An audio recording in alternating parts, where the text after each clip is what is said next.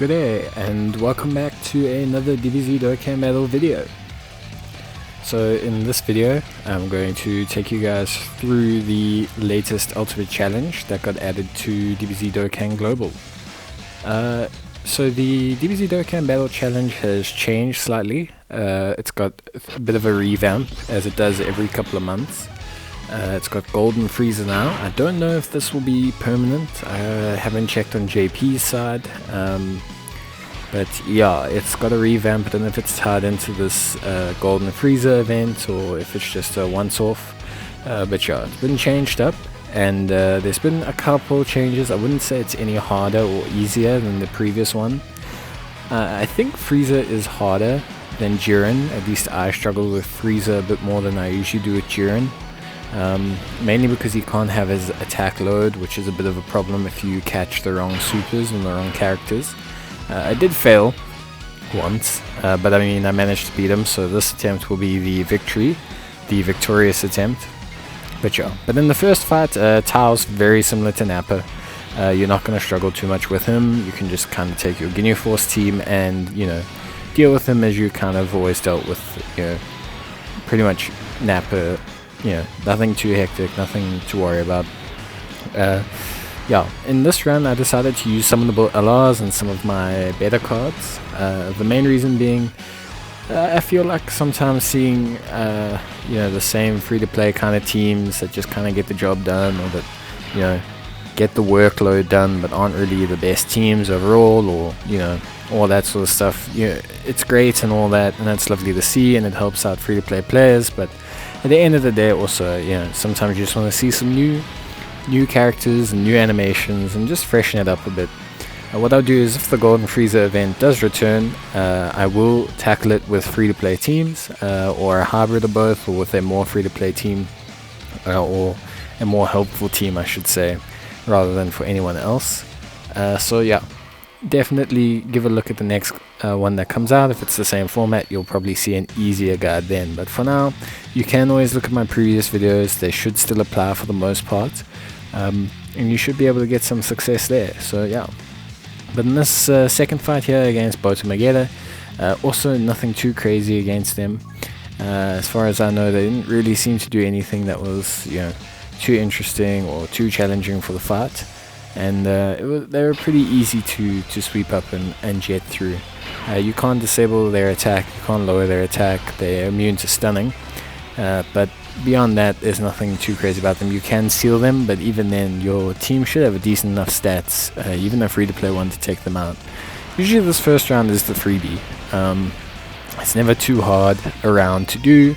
It's never too much of a round that you're going to have a problem with, or that you're going to struggle with, or anything like that. So yeah, just basically keep yourself a bit of wiggle room with these fights. But yeah, because of the amount of good free-to-play units that have come out recently, these fights are getting a lot more manageable for people with new accounts. You are able to get through them a bit easier or a bit further. I would say a completely freshly made account should be able to get usually to round 2, or say the end of round 2. I would say round 3 is where it starts to get quite difficult. In terms of preparation for these events, one of the best things you can do to prepare for this challenge here, especially if you're a new player or you haven't done this kind of content before, is to actually try and do the mono SBR stages. Some of them are slightly harder than these boss fights, and obviously some of the limitations don't apply, like some of the bosses can't be sealed, whereas in every SBR people can be sealed and that. But mainly it's the notion of doing it. And you should be once you're able to have a team that can take on the first mono SBRs, you know, the 1 to 10 stages. That really helps you just prepare having a wide enough berth of net for the single type challenges of taking on these bosses. This Trunks is very similar to the Goten from the previous one, by the way. He's going to multiple super in a round. He's, you know, going to dish out some real damage. He can't have his attack load and all that. He can't be stunned, but he can be sealed. He will multi-super. It's not a problem really at the end of the day. Again, this fight's not too bad, but if you do need a sealer, on the extreme team side, it's a little bit more difficult to get than it is on the super side. So on the super side, you have quite a few sealing options. Always, it seems like sealing is more of a super character trait than it is for units on the extreme side, at least that I've seen. But you should have some options for regen. You should have some decent options there. So, the golden Friezas are there as well. You've got this Buhan there as well, who's pretty decent. And then you've obviously got this Frieza that's easy aid, this Cooler that's easy aid. If you're lucky like me, you've got the 50% support Vegeta as well. He's also super reliable on the stage and super helpful. So there's quite a few units to use. On the free-to-play side, for the extreme team, there is the Metal Cooler, LR, who's very good, the Prime Battle one, and there is the Prime Battle... Sorry, not the Prime Battle one, he is the Coin one from the exchange shop for the Ultimate Challenge, and the Prime Battle, Super Saiyan Vegeta from the Android Saga. In terms of the Cooler, I would say it's difficult to get the Cooler, especially if you're a new player, because you actually have to beat Ultimate Challenge a couple times, and he is quite a few coins per copy. So what I would suggest is that you just grab a copy of the Vegeta if you're looking for some free-to-play challenge units for this. As he's probably going to be your best bet. But yeah, so after Trunks, we go on to Oob. So Oob can't be stunned, can't be sealed, he can't have his attack lowered, but he can have his defense lowered. So he's a bit of a bunky unit. He's just kind of one that's going to semi-take you a little bit of time. But that shouldn't be too much of a problem. You should be able to beat him quite handedly, especially nowadays. Not too bad a challenge. Usually I find when they are, except for like the last fight against Frieza, but when they have so many immunities like this, and they're more bunky units, they don't tend to deal so much damage. But I mean, that's just what I'm guessing. I don't actually know if that's true for sure. We have Rarity, we have good old Lord Slug transform, and we get to hear his banging music play over the top, which is nice. That he transforms, pretty much removes this Oob on his own. Mine is Rainbow, but obviously the hidden potential system doesn't determine whether he transforms or not. So that's just a pure chance thing. So it is nice that he transformed and came out to dish some damage. Problem with the transformation is he doesn't really have any passive within his transformation, not like Baby or Kumba or anything. So he can struggle for ki, but if you get lucky with orbs like I am, he will dish out a nice chunky amount of damage. And yeah, he'll just kind of really do a lot of work. The fortunate thing is that mine is Rainbow, so obviously he gets to additional and crit and do a whole bunch of stuff, which is very, very good. And yeah, but I mean, overall the Oob fight, nothing really too crazy. Again, I would say it really kicks up at round 3. So if you're looking and you only really want to get through the first 2 rounds, you should have a type team for every single person in the first 2 rounds, whether that's your best super team or extreme team or whatever. You will have a type team for all those people. So if you've done all the SBR content and everything, or the mono SBRs at least, you should have teams that can take out these units, and you should have the ability to get past round 2. So yeah, we'll get a nice look at the Chila and Lemo Broly combo card. They were a really cool animation because it's nothing really from the movies or anything like that. It's a really kind of like original type animation, which is really cool. It's a really original kind of boss card. I really like it. Obviously I simp for Chilai, which we all should. She's our green alien goddess, so that's perfectly fine as well. Then we're finally going to head on to stage 3, which is, where the real fun, we're going to do stage 2's final boss fight. But so yeah, he can't be stunned, no ceiling, attacking reduction done, he regens health. So kind of like a hybrid, like a weaker Majin Buu unit. If you remember Majin Buu from the 3rd stage of the previous Ultimate Challenge, this is what Lord Slug is kind of like. He's kind of like a weaker, less effective version of Majin Buu. He doesn't have that orb changing to candy that prevents you from supering. So yeah, This Demon King World Tournament Piccolo is a great card for this fight, by the way, because obviously Lord Slug is a Dragon Ball Seeker, which means that Demon King Piccolo is going to transform, because he transforms immediately against Dragon Ball Seeker units.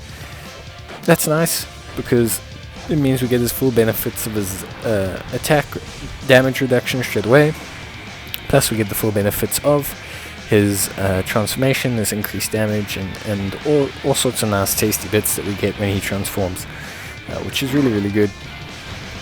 We'll see him. He has okay attack stats. He's the kind of unit who's really only going to get better with every single dupe you get from the World Tournament. So I do suggest that you keep picking him up and keep grinding for him, because he really, really, really does benefit from the dupes.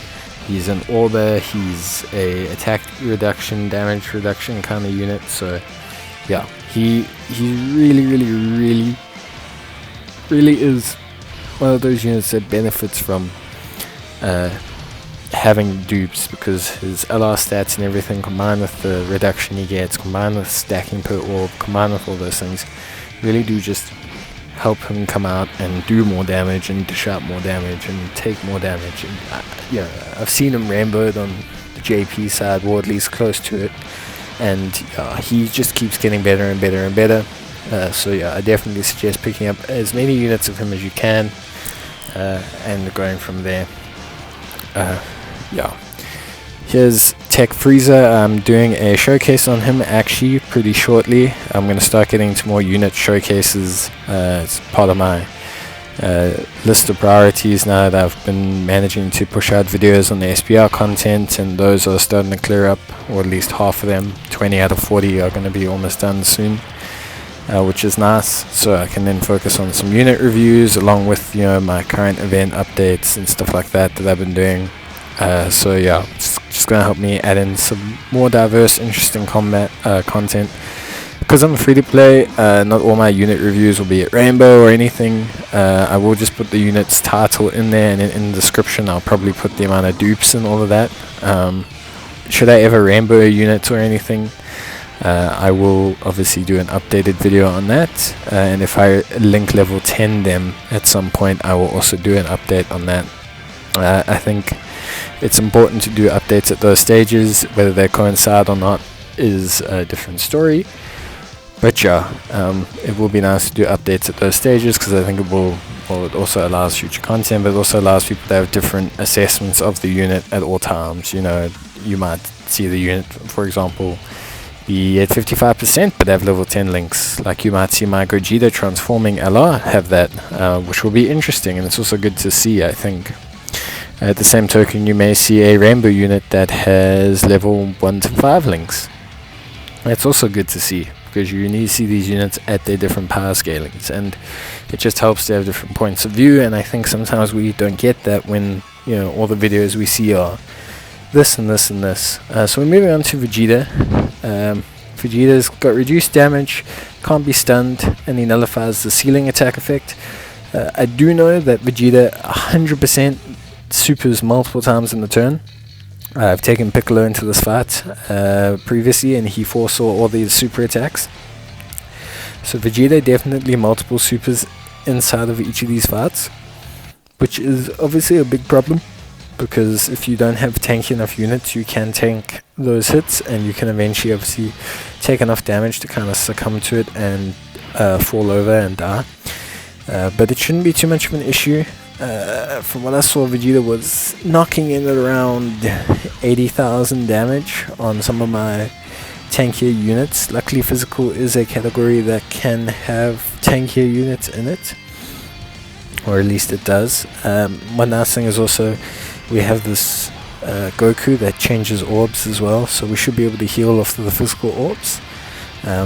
And we should be able to go from there. But yeah, you're just going to want to be careful, because when he's double supering like this, if you take someone that's 2 glass cannon, or that isn't able to raise their defense like physical Majin Vegeta, the previous Majin Buu Saga lead, you're going to obviously end up taking too much damage, popping too much damage, and that's going to be a problem. As you can see here, he is literally double supered on the same unit twice.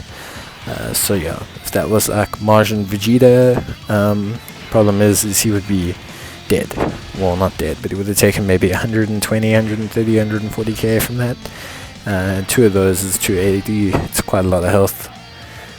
But yeah, luckily I've got this LR Vegeta. His animations are raw, very nice. If you have the SS2 Goku, you could bring him along, and he would obviously be a super nice unit to take and have with this Vegeta. He would really help in terms of, just controlling the amount of damage that you're doing, and obviously dishing out a bit more damage and having a bit more defense, because he gives the buff to SS2 units, which obviously includes Vegeta, and he allows them to access his Ultra Super Attack, which is also very good and does more damage. So that's just something to keep in mind.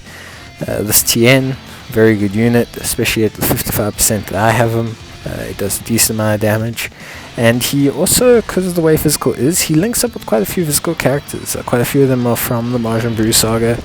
If they're not from the Majin Buu saga, they're units that they've called Janjabin, like Piccolo. So yeah, he's just a nice unit overall. I'm very lucky to have him. I do wish he supported Battle of the Wits as well, or Worthy Rivals, but we'll probably get a corresponding support for those categories as well. So that's all perfectly fine. Really happy about that. So yeah. Now we're going into the SS3 Goku portion. So this fight here is a nightmare. And the reason this fight is a nightmare is because the Goku unit, similar to a unit from a couple of Ultimate Challenges ago, like the Great Saiyaman unit, does a Super Ultra attack. And that Super Ultra attack has a countdown timer, and that countdown timer, when it reaches 0, well, you see it hit 1, and then a couple of attacks or phases afterwards, he will launch it. And when he launches this attack, the problem is that this attack will deal an insane amount of damage to you. Such an insane amount of damage that if you don't dodge it, or use a unit that has a damage reduction ability of like 50, 60, 70%, you are going to die. So the problem with this is, now this fight is substantially different to the Great Saiyaman one, because in this fight you used to, or in the Great Saiyaman fight, you used to seal him, and by sealing him he would be done for the entire turn and the next one, which meant that you only ever really had to worry about if you didn't have sealers in both rotations. The problem with this Goku is it seems like it just extends his timer, or prevents him sealing in that turn after the sealing has happened. Sorry, prevents him from supering in that turn after the sealing has happened. So now the problem with this Goku is that if you get a turn where he attacks before your first unit, you can actually take this super attack even after sealing him the turn before. At least that's what it seems like it is, because even though I seal him, his countdown timer can still hit 0, and he can still hit me the very next turn. You only delay it during that turn. So that makes it a tiny bit more luck required than the Great Saiyaman one before. But other than that, it's pretty straightforward. You can't lower his attack, you can't stun him, so the only way to extend his timer is to seal him, or to take the damage and then continue from there. Now the problem is on Super Tech, I only have this Goku who can seal. The only other one is Master Roshi, who's a one-time seal and a one-time stun from his very first attack. And then I think, at least, well, yeah, I think that's most of them, at least from my point of view. So the issue with that is I have to then rely on the dodges of Caulifla. Now that's super great because she does also automatically dodge every single attack, but the issue is if he manages to super any other units in that turn, I'm the one that's going to struggle and have a problem. So it made this fight a little bit more challenging than I thought it would be. Fortunately, the thing is, if you have 2 sealers, no matter what team they're on, just make certain that you obviously put them in 2 different rotations as soon as possible. And that should cover you for most of this fight. The rest of the fight is pretty straightforward, because Goku doesn't do super attacks, and he doesn't really hit that hard, except for his ultimate attack that he launches. So once you survive that, you should be perfectly good to go. But yeah, so ultimately the problem with that is you then lose control if you don't have 2 sealing units. If you don't have 2 sealing units, you end up not retaining control, If you don't have multiple sealing units, you don't have control over the situation, and that means that you're then suspect to the fight itself. Now, if all of your units have damage reduction, you have like a full team of tech freezers, then yeah, sure, you don't really give a crap. You can obviously clean up the fight and just push through. But because that's unlikely, you're not going to have 15 different dupes of tech freezer. You're really going to have to rely on just kind of making certain that your sealers get their seal off, that you keep the key for all of your sealers, and you just progress from there. You'll see me get knocked out by this move, which is good. I think you'll actually see it do all the damage it can. I then eventually come in with a secondary tech team, like half a tech team with some Cybermen, and I actually managed to get the fight done. But it's very good that you actually see, the fight go off, and you actually see the issues that are caused by getting hit by the super attack. I think it's very important. Caulifla can dodge it, so it is dodgeable, but sealing's going to be your best bet here. If you have multiple sealers, that's really what's going to help you push through and get this fight done, this challenge done. But yeah, so on the tech side, I think from a sealing point of view, your super tech team is probably going to be your best, especially if you have got Goku, who seems to be the most reliable sealer. I don't actually even know of any sealers on the extreme tech side, or of any other sealers on the super tech side. So yeah, you're gonna see me get wiped out here. So this is what I meant by how not having a sealer in the other turn means that he can essentially just unwind these attacks on you, and that's really the problem. As unfortunately he can just unload this attack, and here we go, it's going to do a tremendous amount of damage, even though Hercule's a decently tanky character, and he fires off 2. So from what it looks like to me, either he fires off 2 or the countdown that he gets continues to store attacks, if that makes sense. I don't know, maybe it's like that. Maybe afterwards he just only starts dishing out super attacks like that. I don't know. But yeah, definitely a problem. You could see how much damage it did. I mean, that was to Hercule that had been stacking his defense. He must have been sitting at least 130, 140k defense there. So yeah, it can be a problem. Definitely keep an eye out for it. You're going to end up being like me. You're going to end up either coming in with a second team. Maybe I should take Candy Vegeta instead as a more reliable kind of evasive unit. It's got 70% chance to evade attacks, so that could be more reliable. But who knows. But either way, we get the fight done, and we manage to push through, and then we go on to the second to last fight, which is against Hirudegarn.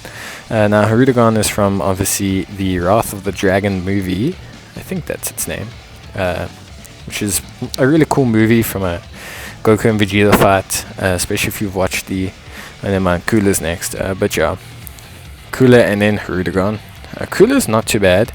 Can't be stunned, can't be sealed, reduces damage, recovers HP, can have his attack lowered, can have his defense lowered, and he recovers HP. So he's kind of like the Majin Buu, or at least a more improved version of Lord Slug, kind of. But he wasn't too hard. I mean, super agility is also one of the more powerful categories, and like I said, these ultimate challenges aren't scaled per typing like Super Battle Road. So they're just kind of designed to be beaten by every typing, which means that some of the stronger typings, or whatever typing you're stronger in, you obviously have less of a challenge with. And because of super agility's units and the way they can mesh, it's just a bit of an easier fight. So yeah. In terms of Cooler, this is from obviously the Return of Cooler movie, when he comes back from the Big Getty Star, and he's kind of like this Attack of the Clones kind of unit. Overall, really not too hard, I gotta be honest. The recovery of health thing is annoying, kind of like Boo, but he doesn't do the prevention of the orbs. Doesn't make like a whole bunch of candy orbs or anything, which means getting your supers off is just a whole bunch more reliable. You don't need to bring a whole bunch of rainbow generating units or anything like that. And so because of that, and because you can lower his attack and lower his defense, you can gain the upper hand on the fight quite a lot easier, which is a good thing. It's good for people that are doing the event. It's just strange that they didn't give him some other kind of gimmick to make him more similar to Boo, or at least in some way as difficult. Reminds me a lot of the Zamasu fight from the anniversary, that kind of special ultimate challenge where you fought Zamasu and he healed quite a bit. Where the fight itself is not too challenging, he can maybe get more irritating depending on how much he heals, but it's never really enough to kind of make you go, oh damn, I really wish I could, stop fighting this guy. The only difference is obviously you can't heal or stun him like you can Boo, but I just find the heals aren't impressive enough to make you want to. Like, he just doesn't, like he's dead. It just wasn't that hard a fight. And the next one against Rudagon is also not too difficult as well. It's very similar in terms of difficulty. It's kind of like the Dispo, basically, of the ultimate challenge. He evades, but it's not enough of an evasion. That makes you kind of think, okay, I need to think for another alternative around this, or bring units that, do additionals, or that can crit, or have guaranteed ability to hit, which I don't even think there are units currently in Super Int that have guaranteed chance to hit anyone. It would be interesting if they made a mechanic like guaranteed chance to hit movie bosses, enemies, or something, just to give some units some additional benefit. Hopefully it would just, give them another reason, or they could make them free to play. I always find that if they want to try out a gimmick and see if it helps, or at least give you an option of something that can help you, making it free to play is the best way to go. Kind of like how they've done with the youth and Dragon Ball Seekers category, how they've made them like all rewards from SBR content, or like the Goku Narale card and stuff like that. Like, it just helps the category without needing to dedicate a banner to it where you have to summon on it, or something where players may not summon on it because it's not hype, but it's cool enough content or a cool enough design choice that we really want to see it happen, or it has some kind of use. Like, I know how they did the exchange mechanic on free-to-play cards first, with the Goku and Gohan and the Trunks and Vegeta. And I think that's a really good concept, and that's how they should really test things out. I think it's a great way to kind of get feedback and testing. And also, if it doesn't work, you don't dedicate a whole banner to it, or get a flop, or people complain because, oh, my Super Saiyan 17 Goku that I got off the banner has this mechanic I'll never use again. Yeah, it is what it is. But yeah, so this fight as well, not too hard. The evasion is annoying, but evasion is always annoying because, sometimes you don't see it, and then sometimes it dodges 18 attacks in a row. It is what it is. It's an RNG based thing. His evasion doesn't seem to be ridiculously high. We haven't missed one yet. We'll miss this one, of course, and then we'll probably miss another one or two, but really it doesn't seem too bad. Nothing that I would say rules me out of doing this stage, or makes me dread doing this stage. I think so far, the whole spiel, the only unit or fight so far that I've truly disliked, or that I find to be somewhat challenging and kind of something I don't look forward to, I know I'm going to have a bit of a rough time with, is the Goku one. And the Vegeta one was a little bit of a mish, just simply because he could double super attack, and if you don't have the units, that's going to give you a problem. But yeah, this fight, nothing too crazy. You can see Gotenks wrapping that up for us, and then we'll move on to Frieza. So Frieza is like the Jiren of this whole kind of ultimate challenge that's popped up. He is quite tough, I'm not gonna lie. He's interesting. So can't be sealed, can't be stunned, can't be attack load, can't be defense load. The annoying thing about this kind of fight is really that it becomes a bit more of a whale friendly fight, and the reason I say that is because when fights have little options for control, so when a fight revolves around just having good units, or having dupes, or dealing damage, or there's no free to play option for this, or this requires you to have two teams, or anything like that, or a gimmick that's only available to Mega Whales. Like, oh, I can do this extreme super strength SBR with all 18 copies of God Goku that I have. It's like, yeah, it's annoying because as free-to-play players, or as players that don't spend lots on the game, you end up being kind of hamstrung by this. You end up being almost held back by this, and it's just by poor design more so than it being a challenging fight. But we'll get through this. I mean, we'll get through this pretty chilled. One thing that will help with these kind of fights is obviously when they bring out the more super attack scene characters. Super attack scene characters are super powerful. Obviously we all know this because they give you the ability to foresee super attacks.